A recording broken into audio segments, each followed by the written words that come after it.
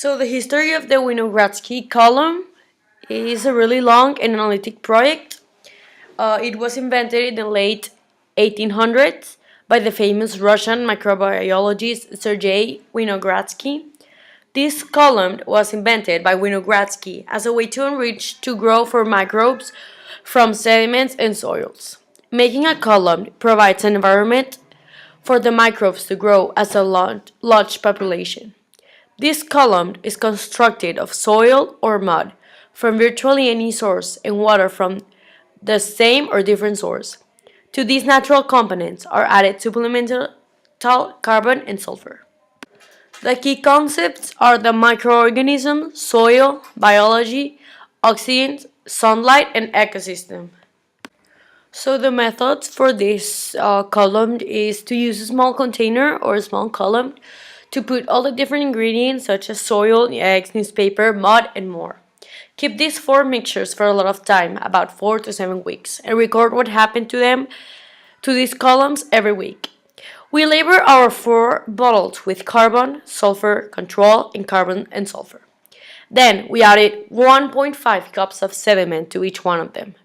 For the carbon column, we added 1/2 cup of shredded newspaper to the sediment and we mix it very well with a mixing spoon. Then, for the sulfur column, we added the yolk of a raw egg we processed to mixing it. For the carbon and sulfur column, we added both things and then we mixed. We need 4 different control columns so we can see how different molecules can affect each bottle differently and how the process may differ.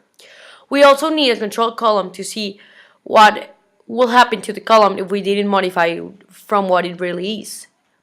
In this case, not adding yolk or shredded newspaper. Our observations and results.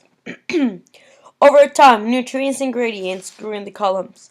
This is where all the microbes grow, and there are actually not a lot of them. This is because oxygen is on the top of, so all the microbes come to the top and is very visible for the human eye.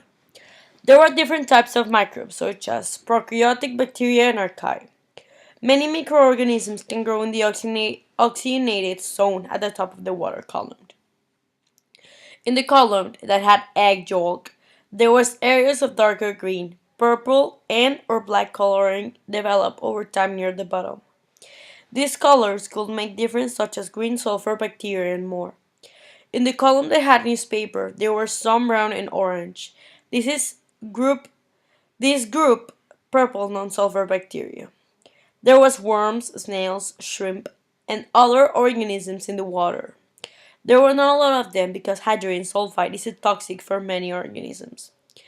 Change happened because of the oxygen of each column. For example, when time passes, less and less oxygen will organisms find at the bottom, so these organisms will come up and it will be visible. Also, change of colors. Colors will drastically change. Colors such as purple, red, orange, green, and more will appear in the columns.